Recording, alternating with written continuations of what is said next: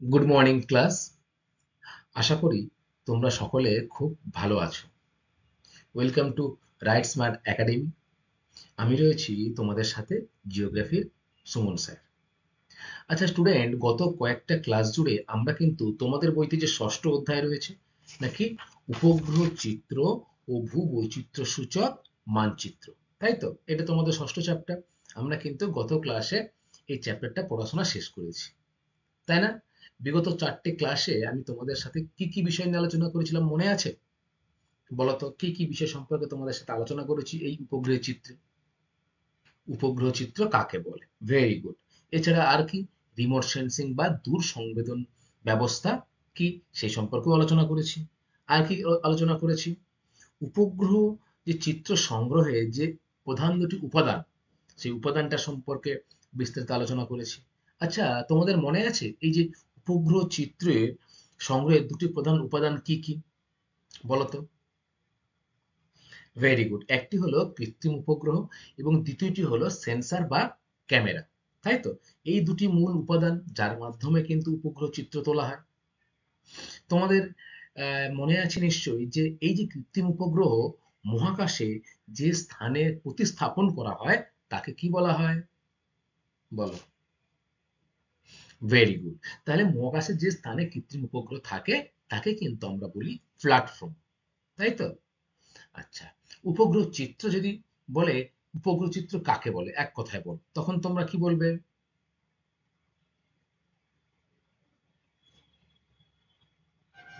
বা, ভালো বলেছে যে মহাকাশে প্রেরিত কৃত্রিম উপগ্রহ যে সেন্সার রাখা থাকে, তার সাহায্যে পৃথিবীর যে চিত্র সংগ্রহ করে বা পৃথিবীর যে তথ্য সেটা সংগ্রহ করে চিত্র প্রস্তুত করা হয়, তাকে আমরা কি বলবো? না, উপগ্রহ চিত্র, তাই তো? এই যে উপগ্রহ চিত্র, এটা কিন্তু সংখ্যার আকারে পাওয়া যায়। এরপরে সেটিকে কম্পিউটারের সাহায্যে ফটো ইমেজে পরিণত করা হয়। তাহলে কি দাঁড়ালো? যে মহাকাশ থেকে প্রেরিত যে তথ্য সেটি ডিজিটাল আকারে বা সংখ্যার আকারে কিন্তু পাওয়া যায় এবং সেটি কম্পিউটারের সাহায্যে কিন্তু চিত্রে প্রকাশ করা হয়, যা আমরা বুঝতে পারি। এবং বর্তমানে পৃথিবীর প্রায় সকল প্রকার যে তথ্য ব্যবস্থা রয়েছে সেটি কিন্তু এই পদ্ধতিতেই তোলা হচ্ছে। তাহলে তোমরা কি জানলে যে উপগ্রহ চিত্র কাকে বলে, জানলে। আর জানলে যে উপগ্রহ চিত্র সংগ্রহের উপাদান দুটি কি কি। তোমাদের মনে আছে যে রিমোট সেন্সিং কাকে বলে বা দূর সংবেদন ব্যবস্থা কাকে বলে? বলতো। বাহ, ঠিক বলেছে যে কোনো বস্তুকে না ছুঁয়ে আমরা দূর থেকে তার সম্পর্কে তথ্য পাই, তাই না? দেখো, বিজ্ঞানের যে শাখায় বা বিজ্ঞানের কোনো একটি শাখায় যার সাহায্যে কোনো বস্তু বা উপাদানকে স্পর্শ না করে দূর থেকে তার সম্পর্কে তথ্য বা উপাদান আমরা সংগ্রহ করতে পারি, তাকে বলা হয় কিন্তু কি, না রিমোট সেন্সিং। বাংলায় কি বলা হয়? দূর সংবেদন ব্যবস্থা। আমরা বিভিন্ন দেশ থেকে প্রেরিত কৃত্রিম যে উপগ্রহগুলি রয়েছে সেগুলো সম্পর্কেও কিন্তু বিস্তারিত জেনেছিলাম, তাই না? বলতো, ইন্ডিয়া বা ভারত থেকে প্রেরিত কৃত্রিম উপগ্রহ কোনটি? আইআরএস। Very good. ঠিক তেমনি ফ্রান্স থেকে পাঠানো হয় যে কৃত্রিম উপগ্রহ প্রথম, তার নাম কি? Spot, SPOT। মার্কিন যুক্তরাষ্ট্র থেকে যে কৃত্রিম উপগ্রহ পাঠানো হয় মহাকাশে তার নাম কি? ভেরি গুড, তার নাম কিন্তু হলো ল্যান্ডসেট। দেখো, এরকম এই ল্যান্ডসেট কিন্তু টোটাল 9টি পাঠানো হয়েছে। 1 থেকে 9টি কিন্তু কৃত্রিম উপগ্রহ ল্যান্ডসেট। আমেরিকা যুক্তরাষ্ট্র, তার যে মহাকাশ গবেষণাগার তার নাম কি? নাসা। Very good. এই নাসা থেকে কিন্তু কৃত্রিম উপগ্রহগুলো মহাকাশে পাঠানো হয়েছে। কেন না, পৃথিবীর অনবরত কিন্তু সে পৃথিবীকে প্রদক্ষিণ করে সে কিন্তু ছবি তুলছে, তাই তো? আচ্ছা, ঠিক যেমন পৃথিবীর উপগ্রহ চাঁদ পৃথিবীকে প্রদক্ষিণ করছে, ঠিক তেমনই কিন্তু কৃত্রিম উপগ্রহগুলোও কিন্তু পৃথিবীকে সারাক্ষণ প্রদক্ষিণ করছে এবং ফটো তুলছে। আচ্ছা, এছাড়া আমরা যে সেন্সার পড়েছিলাম, দু ধরনের সেন্সার পড়েছিলাম, কি কি?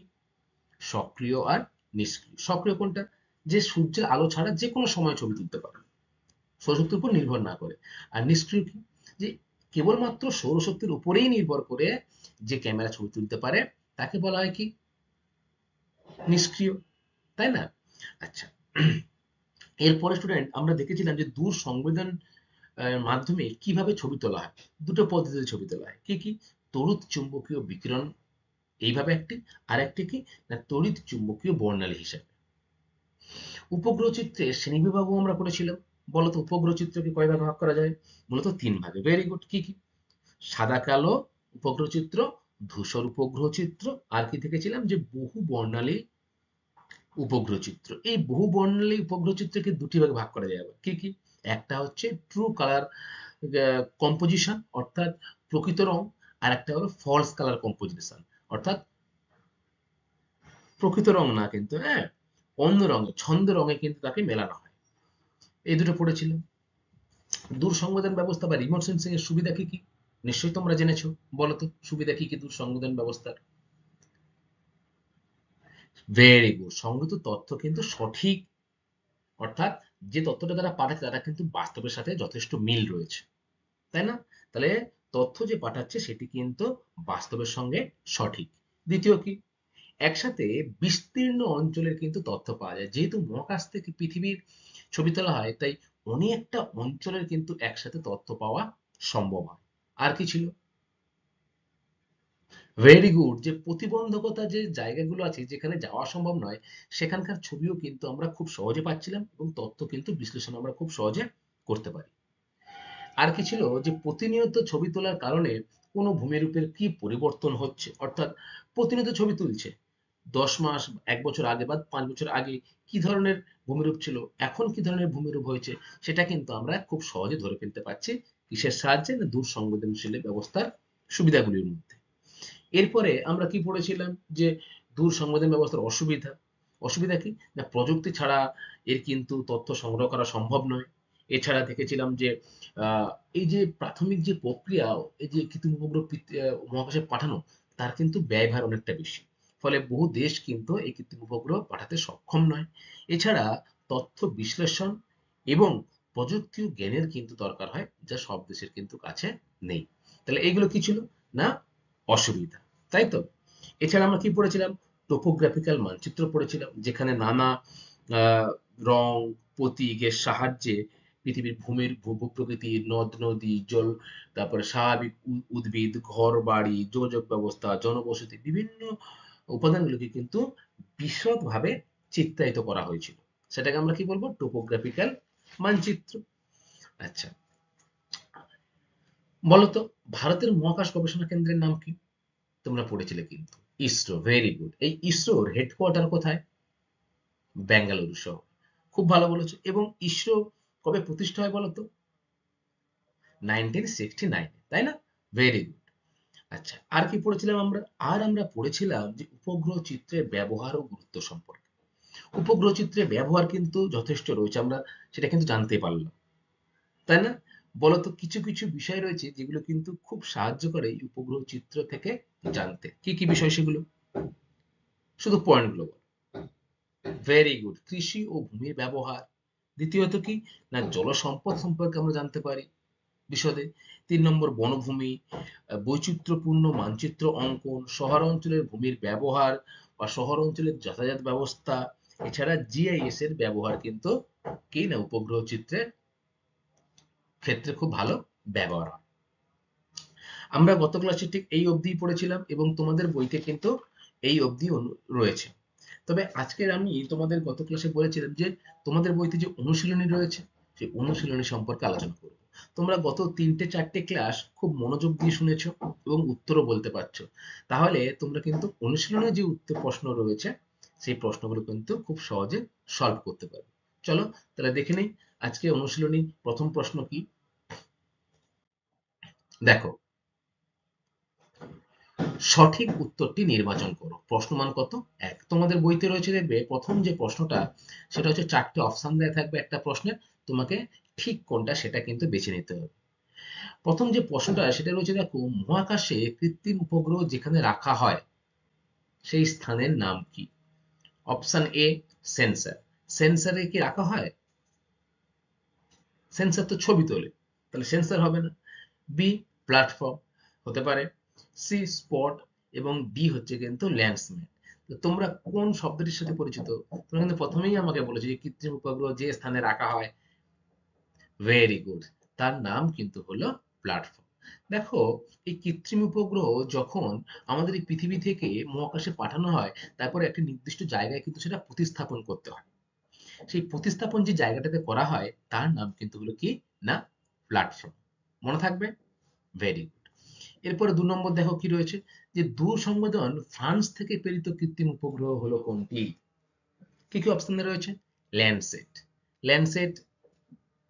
এস বি রয়েছে দেখো এসপিওটি স্পট, সি রয়েছে কি আইআরএস, এবং ডি রয়েছে কিন্তু সেরেল। তাহলে তোমাদের উত্তর কি হবে এখানে? ফ্রান্স থেকে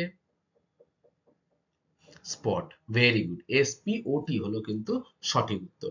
আচ্ছা, যদি বলা হয় যে আহ, এই ল্যান্ডসেট কৃত্রিম উপগ্রহটি কোন দেশ প্রেরিত করেছিল? মার্কিন যুক্তরাষ্ট্র। Very good. IRS India. এই তো, তোমরা সবই পারছো, ভেরি গুড। তাহলে ফ্রান্স থেকে প্রেরিত হচ্ছে স্পট। 3 দাগ, নিম্নলিখিত কোনটি বৃহৎ স্কেলের মানচিত্র? 1:2, এই প্রথমে রয়েছে দেখো 1:10 লাখ, বি হচ্ছে 1:15 লাখ, সি হচ্ছে 1:1 লাখ, এবং ডি হচ্ছে 1:50,000। এগুলোকে কি বলা হয়? আরএফ। তাহলে কোনটি বৃহৎ স্কেলের মানচিত্র, অর্থাৎ বৃহৎ যে স্কেল সেটি কোনটি এই চারটের মধ্যে? Very good. তাহলে 1:50,000 হলো কিন্তু সঠিক উত্তর। আমরা পড়েছিলাম না যে সার্ভে অফ ইন্ডিয়া প্রদত্ত যে বৃহৎ দুটি স্কেল সেটি কিন্তু হলো 1:50,000 এবং কত 1:25,000, অর্থাৎ 1:25,000, তাই না?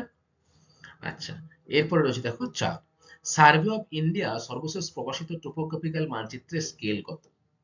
অর্থাৎ নতুন সিরিজ সিট যে বেরিয়েছে, যে ছকটা তোমরা দেখেছিলে গত ক্লাসে, যে নতুন সিরিজের সিটে স্কেল কত ধরা হয়, অর্থাৎ আরএফটা কত? অপশন আছে 1:1 লাখ, 1:10 লাখ, 1:50,000 আর 1:25,000। তাহলে তোমাদের উত্তর কি হবে এখানে? নতুন সিরিজের স্কেল কিন্তু হলো 1 সেমিতে 1/4 কিমি, অর্থাৎ 1:25,000, তাই না? তাহলে তোমাদের এখানে উত্তর হবে অপশন ডি। আচ্ছা, 1, 2, 3, 4, 5 নম্বর প্রশ্ন দেখো কি রয়েছে, 73 1/2 মানচিত্রের আরএফ কত? বলো, 73 1/2 এর আরএফ কত?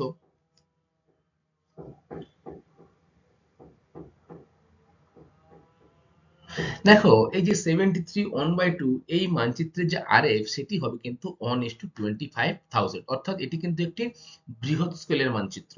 তাই এর উত্তর হবে 1:25,000।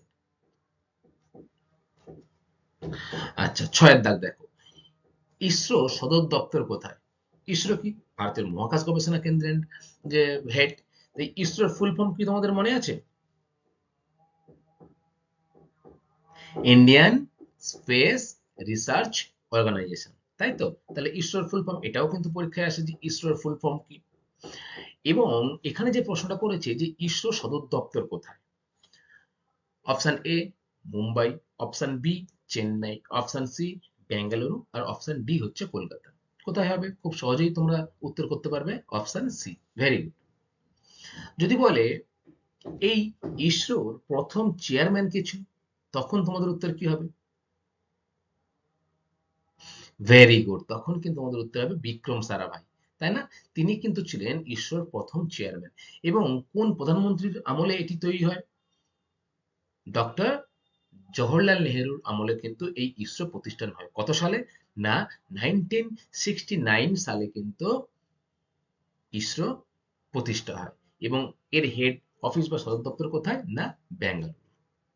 তাহলে অনেকগুলো প্রশ্ন কিন্তু তোমরা ইসরো থেকে জানতে পারলে, যেগুলো কিন্তু পরীক্ষায় প্রায় সময়ই আসে। নাম্বার 7, উপগ্রহ চিত্রে উদ্ভিদ কোন রঙের দেখানো হয়? উপগ্রহ চিত্রে যে প্রকৃত রঙের চিত্র থাকে, সেই চিত্রে কোন উদ্ভিদকে কোন রঙের দেখানো হয়? অপশন এ লাল, অপশন বি নীল, অপশন সি সবুজ, অপশন ডি হলুদ। কি হবে? উদ্ভিদকে কিন্তু দেখানো হয় অপশন সি, অর্থাৎ সবুজ রঙে কিন্তু উদ্ভিদকে চিহ্নিত করা হয়। বুঝতে পেরেছো? আচ্ছা, 8 দাগ কি রয়েছে? না, টোপোগ্রাফিক্যাল মানচিত্রের সমোন্নতি রেখার রং কি? খুব ইম্পর্টেন্ট, পরীক্ষায় কিন্তু খুব আসে এটা, যে টোপোগ্রাফিক্যাল মানচিত্রের সমোন্নতি রেখার রং কি? সবুজ, কালো, বাদামি না হলুদ? তোমরা পড়েছিলে কিন্তু, খুব ভালো করে মনে করে দেখো।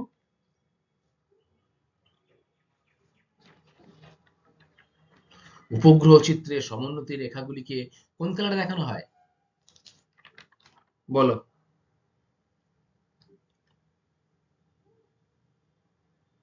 Very good. কোন কালারে দেখা হয়? না, বাদামি রঙের কিন্তু দেখানো হয়। তাহলে অপশন সি হবে কারেক্ট উত্তর, যে টোপোগ্রাফিক্যাল মানচিত্রের সমোন্নতি রেখার রং বাদামি। হলুদ দেখানো হয় কাকে বলতো? কৃষি জমিকে কিন্তু হলুদ দেখানো হয়। সবুজ কোন ক্ষেত্রে দেখানো হয়? একটু আগেই পড়লে যে উদ্ভিদের ক্ষেত্রে সবুজ দেখানো হয়। আর এই যে কালো রং, সেটি কোন ক্ষেত্রে দেখানো হয়?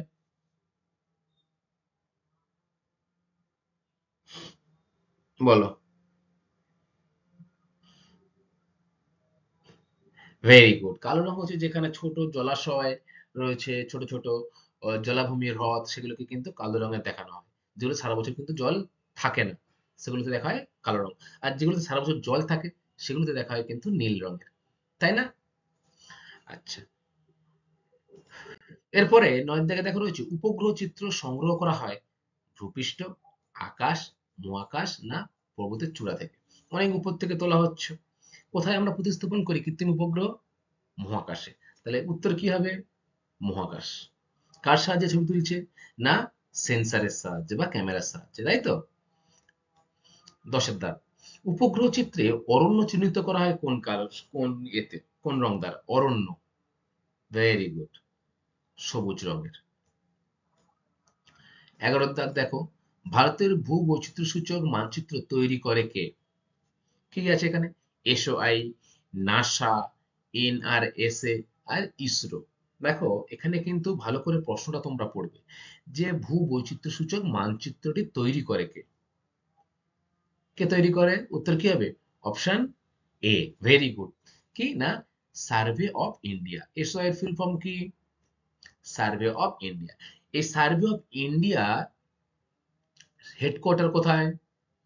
বলো, সার্ভে অফ ইন্ডিয়া হেডকোয়ার্টার কোথায়? Very good. Survey of India কিন্তু হেডকোয়ার্টার হচ্ছে উত্তরাখণ্ডের দেরাদুনে। কবে প্রতিষ্ঠা হয়? স্থাপিত হয় 1767 সালে। কোথায় হেডকোয়ার্টার? না, উত্তরাখণ্ডের দেরাদুনে। আমাদের পশ্চিমবঙ্গের কোথায় এর একটি শাখা রয়েছে এসওআই বা survey of India? Very good, কলকাতার পার্ক স্ট্রিটে কিন্তু এসওআই শাখা রয়েছে। মনে থাকবে তাহলে যে ভূবৈচিত্র্য সূচক মানচিত্র তৈরি করে। আর ইসরো কি? মহাকাশ গবেষণা কেন্দ্র। নাসা কি? সেটাও কিন্তু মহাকাশ গবেষণা কেন্দ্র। এরা কিন্তু চিত্র তৈরি করে না, মহাকাশে কিন্তু উপগ্রহ প্রেরণ করে। ঠিক আছে, চিত্র তৈরি করে কে? Survey of India. আচ্ছা, এরপর 12 দাগে কি রয়েছে দেখো, ভারতের উপগ্রহ চিত্র গ্রহণকারী একটি উপগ্রহ হলো ল্যান্ডসেট, আইআরএস, স্পট না এনওএএ? দেখো, ভারতের বলেছে, তোমরা একটু আগে যেগুলো পড়েছো, ল্যান্ডসেট মার্কিন যুক্তরাষ্ট্র, স্পট কোথায়? না, ফ্রান্সে। তা তোমাদের এখানে উত্তর হবে কিন্তু আইআরএস, ভারতের যে উপগ্রহ চিত্র সেটি কিন্তু প্রেরিত হয়। 13 দাগ, উপগ্রহ চিত্রে গভীর জলাশয় চিহ্নিত করা হয় কোন রং দ্বারা? বলো, ভেরি ইম্পর্টেন্ট প্রশ্ন। উপগ্রহ চিত্রে গভীর জলাশয়, নীল, লাল, বাদামি, কালো? দেখো, লাল তো হবে না, বাদামি কি হবে? বাদামি তো সমোন্নতি রেখা। কালো কিন্তু নয়, যে কালো কিন্তু যেখানে জলাশয় থাকে না, জল থাকে না, সেরকম জায়গায় দেখানো হয়। কিন্তু যখনই বলবে গভীর জলাশয় যেখানে সারা বছর জল থাকে, সেই জায়গায় কিন্তু কোন কালারে দেখানো হয়? না, নীল কালার। তাহলে উপগ্রহ চিত্রে গভীর জলাশয় চিহ্নিত করা হয় নীল রঙের। মনে থাকবে? আচ্ছা, এরপরে রয়েছে দেখো, বাক্যটি সত্য হলে ঠিক এবং অসত্য হলে ভুল লেখো। এরও কত প্রশ্নমান? এক। একের দাগ দেখো কি রয়েছে। 1 ইস টু 25,000 স্কেলের মানচিত্র ক্ষুদ্র স্কেলের মানচিত্র। ঠিক না ভুল বলো তো? ভুল। কেন ভুল? কারণ 1:50,000 এবং 1:25,000 এটা কিন্তু হলো দুটি বৃহৎ স্কেলের মানচিত্র।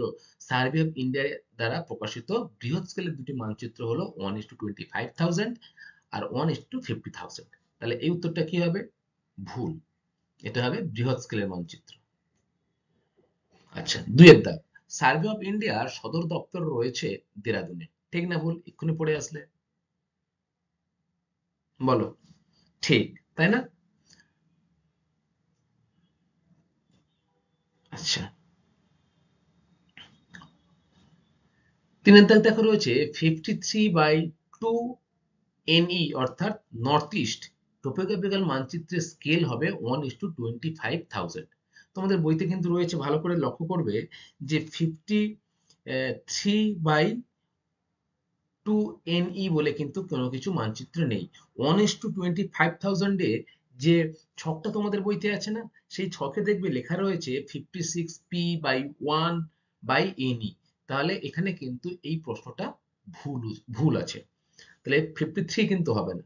কত হবে? 1:25 এর যে স্কেল, টোপোগ্রাফিক্যাল মানচিত্র স্কেল, সেটা হবে 56/1 নর্থ ইস্ট বা এনই। ঠিক আছে? এটা কিন্তু তাহলে ভুল। সূর্যের আলোর বিকিরণ হলো তড়িৎ চুম্বকীয় বিকিরণ। দেখো, এই যে উপগ্রহ চিত্র তোলার যে পদ্ধতিগুলো দুটি ছিল না, তড়িৎ চুম্বকীয় বিকিরণ আর তড়িৎ চুম্বকীয় বর্ণালী। এই তড়িৎ চুম্বকীয় বিকিরণ এটা কি সূর্যের আলোর দ্বারা সম্ভব? হ্যাঁ, এটা কিন্তু সূর্যের আলোর বিকিরণের ফলেই কিন্তু তড়িৎ চুম্বকীয় বিকিরণ হয়। তাহলে এটা কিন্তু আছে ঠিক। 5 এর দাগ। জিআইএস এই উপগ্রহ চিত্র ব্যবহার করা হয়। বলো। তোমরা উপগ্রহ চিত্রের বৈশিষ্ট্য পড়েছিলে, সেখানে লাস্ট যে একটা পয়েন্ট ছিল সেটা ছিল জিআইএস এর ব্যবহার। সেখানে রয়েছে দেখবে যে জিআইএস এর ব্যবহার কিন্তু উপগ্রহ চিত্রে করা হয়। তাহলে এখানে যে প্রশ্নটা রয়েছে যে সত্য না মিথ্যা, তাহলে এটা কি হবে? সত্য। Very good. জিআইএস এ উপগ্রহ চিত্র ব্যবহার করা হয়ে থাকে। আচ্ছা, এরপরে রয়েছে দেখো 6 নম্বর। সকল টোপোশিট ম্যাপের স্কেল এক। বলো, 6 নম্বর কি হবে? সকল। ভুল রয়েছে, তাই না? Very good. কেন ভুল রয়েছে বলো তো? কারণ তোমরা ভূবৈচিত্র্য সূচক মানচিত্রের বিভিন্ন স্কেলের যখন ব্যবহার পড়েছিলে, তখন কিন্তু জেনেছিলে যে স্কেল অনুযায়ী মানচিত্র ছোট ও বড় হয়, তাই না? তাই ভূবৈচিত্র্য মানচিত্র নির্ণয় করা হয়েছে কিন্তু বিভিন্ন স্কেলের মাধ্যমে। অর্থাৎ যখন মানচিত্র তৈরি করা হয় তখন স্কেল অনুযায়ী কিন্তু সেটা ছোট হয়, বড় হয়। তাহলে সকল টোপোসিটি ম্যাপের স্কেল কি এক? না, এক হয় না। ছোট হতে পারে, আবার কখনো বড়ও হতে পারে। বিভিন্ন স্কেলের সাহায্য হয়ে থাকে। তাহলে এটা কিন্তু রয়েছে ভুল। আচ্ছা, এরপরে রয়েছে দেখো 7 দাগের 73S/25 নম্বর মানচিত্রটি ভারতে অবস্থিত। 73S/25। দেখো, তোমাদের বইতে লাস্ট পাতাতে দেখবে দুটো মানচিত্র দেওয়া রয়েছে। বর্ধমান, পশ্চিমবঙ্গ। সেখানে দেখবে লেখা রয়েছে 73 ম্যাপের নম্বর 73M/7। এখানে কিন্তু রয়েছে 73S/25। তাহলে এই চিত্রটা কিন্তু ভারতের অবস্থিত নয়। এটাও কিন্তু রয়েছে কি না? ভুল। 8 এর দাগ। টোপোগ্রাফিক্যাল মানচিত্রে কৃষি জমির রং হলুদ। ঠিক না ভুল বলো? খুব ইম্পর্টেন্ট প্রশ্ন। কৃষি জমি টোপোগ্রাফিক্যাল ম্যাপে কোন রঙের সাহায্যে দেখানো হয়? একদমই ঠিক, হলুদ রঙের মাধ্যমে, তাই তো? তাহলে এটি ঠিক। 9 দাগ। ফটোগ্রাফিক ক্যামেরা সক্রিয় সেন্সরের উদাহরণ। আচ্ছা, তার আগে তোমরা জানতে হবে সক্রিয় সেন্সর কাকে বলে, নিষ্ক্রিয় সেন্সর কাকে বলে। সক্রিয় সেন্সর কি? যেটি সৌরশক্তির উপরে কিন্তু নির্ভর করে না। নিজের দেহে যে তড়িৎ চুম্বকীয় বিকিরণ তার মাধ্যমে কিন্তু সে প্রতিফলিত করে ছবি তুলতে পারে, সেটি সক্রিয়। আর রয়েছে কি নিষ্ক্রিয়, যেটি সৌরশক্তির উপরেই নির্ভর করে একমাত্র ছবি তুলতে পারে। তাহলে ফটোগ্রাফিক ক্যামেরা, আমরা কোনো কিছু একটা ফটো তুলছি রাত্রেবেলা, আমি কি দূরে কোনো ফটো তুলতে পারবো সেই ক্যামেরার সাহায্যে? পারবো না। তাহলে ফটোগ্রাফিক ক্যামেরা কিন্তু হলো নিষ্ক্রিয় সেন্সরের উদাহরণ। ঠিক আছে? তাহলে এখানে হবে, এটা কিন্তু রয়েছে ভুল। ফটোগ্রাফিক ক্যামেরা নিষ্ক্রিয় সেন্সর হবে, এটা সক্রিয় সেন্সর হবে না। দশের দাগ, ইসরো প্রেরিত প্রথম কৃত্রিম উপগ্রহের নাম আর্যভট্ট। ঠিক না ভুল বলো? ইসরো প্রেরিত প্রথম যে কৃত্রিম উপগ্রহ পাঠানো হয়েছিল তার নাম কিন্তু হলো আর্যভট্ট। ভেরি গুড, এটা কিন্তু একদম ঠিক রয়েছে, তাই না? তাহলে ইসরো প্রথম যে কৃত্রিম উপগ্রহ পাঠিয়েছিল তার নাম করা হয়েছিল কার নামে? না, আর্যভট্টের নামেই করা হয়েছিল।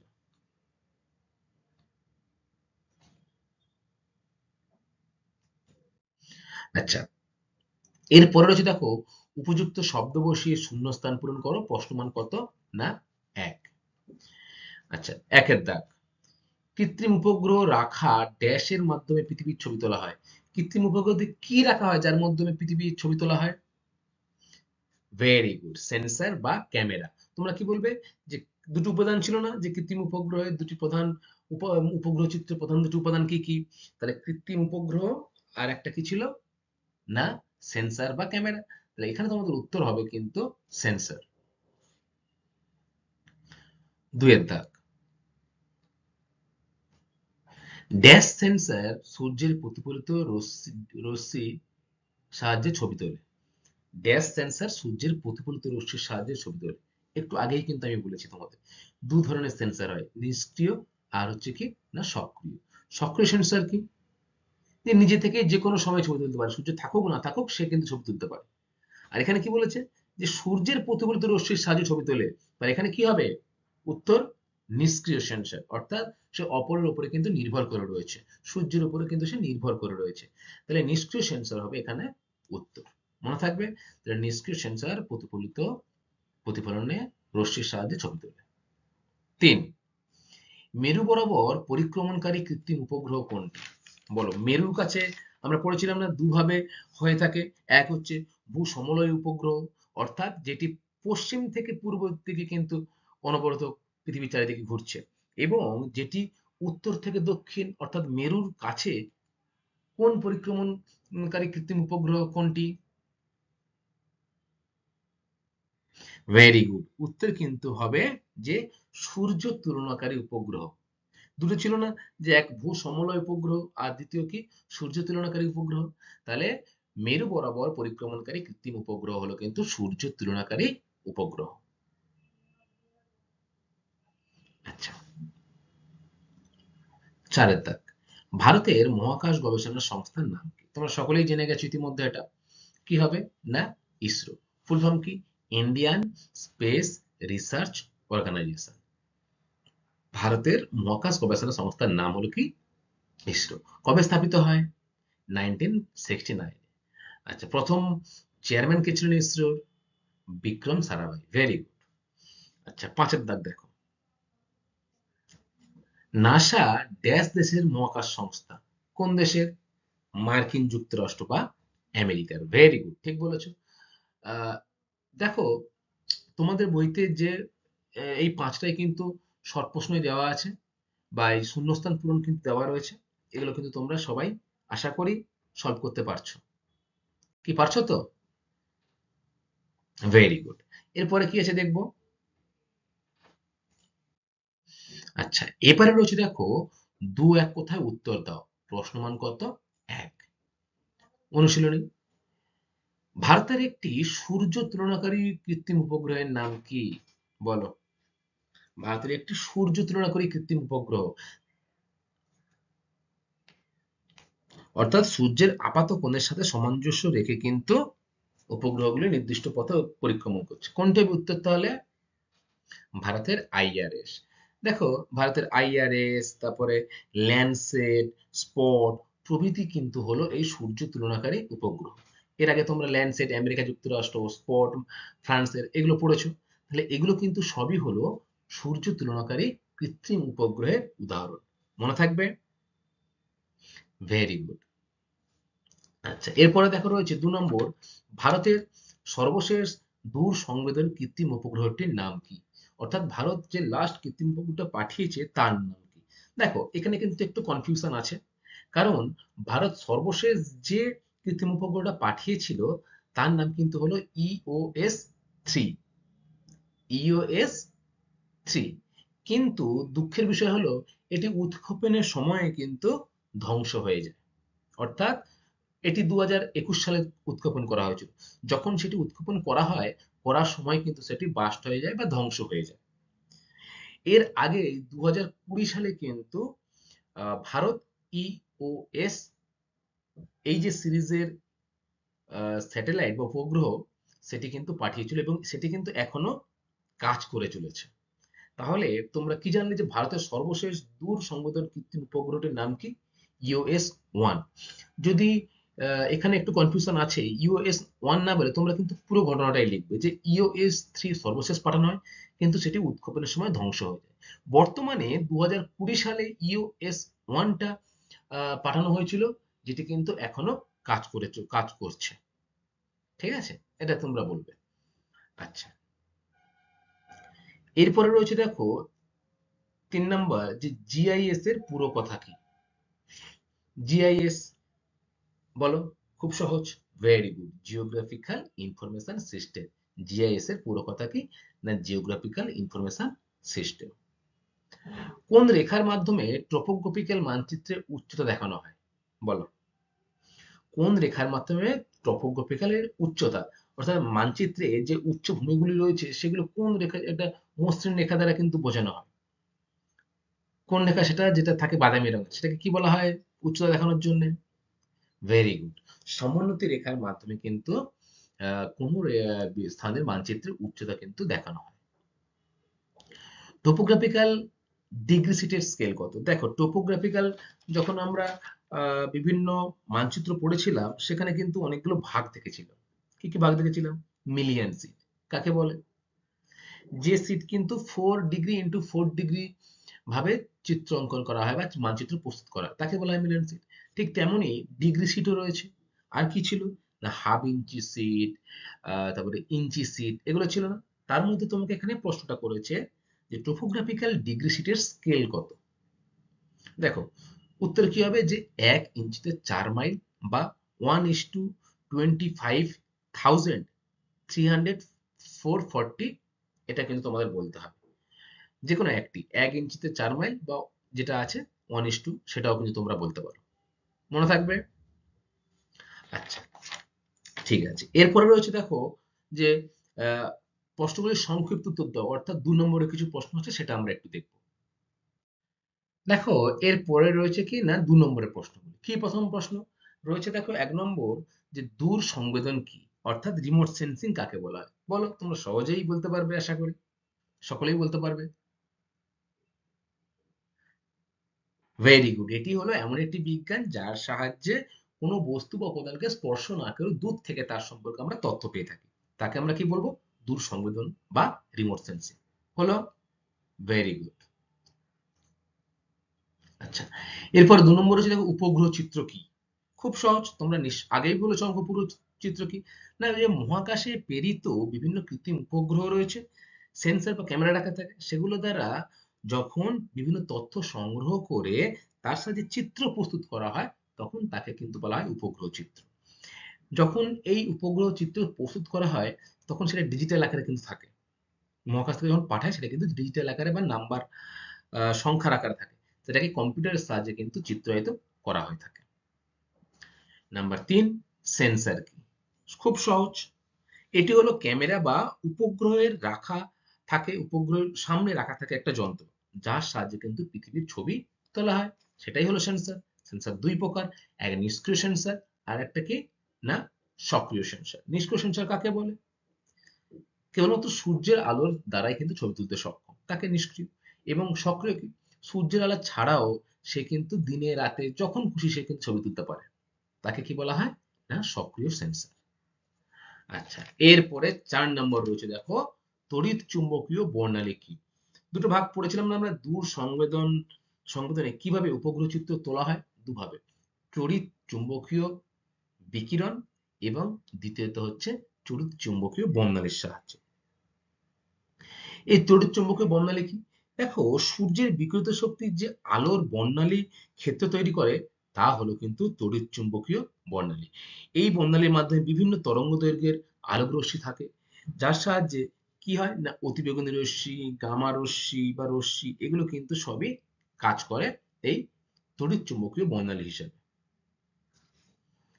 নাম্বার 5, টোপোগ্রাফিক্যাল মানচিত্র কি?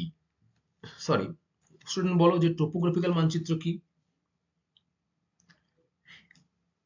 এটি কিন্তু প্রথমেই বলবে এটি কিন্তু একটি বৃহৎ স্কেলের মানচিত্র, যার সাহায্যে রেখা, রং বা প্রতীক চিহ্নের মাধ্যমে কোন স্থানের ভূপ্রকৃতি, নদ নদী, জলাশয়, জনবসতি, যোগাযোগ ব্যবস্থা প্রভৃতি ভৌগোলিক উপাদানগুলিকে কিন্তু বিশদভাবে চিত্রায়িত করা হয়। তাকে কি বলা হয়? না টোপোগ্রাফিক্যাল মানচিত্র। আর লাস্টে রয়েছে দেখো বৃহৎ ও ক্ষুদ্র স্কেলের মানচিত্র কি? দেখো, এই যে বৃহৎ ও ক্ষুদ্র স্কেলের মানচিত্র কে তৈরি করে ভারতে? SOI, survey of India. এই সার্ভে অফ ইন্ডিয়া প্রকাশিত 1:50,000 এবং 1:25,000 হলো কিন্তু কেবলমাত্র বৃহৎ স্কেলের মানচিত্র, এবং আর যে সকল ভূবৈচিত্র্য সমূহ মানচিত্র রয়েছে সেগুলো কিন্তু সব মাঝারি ধরনের হয়ে থাকে। তবে ভূবৈচিত্র্য সূচক মানচিত্র কিন্তু ক্ষুদ্র স্কেলে হয় না।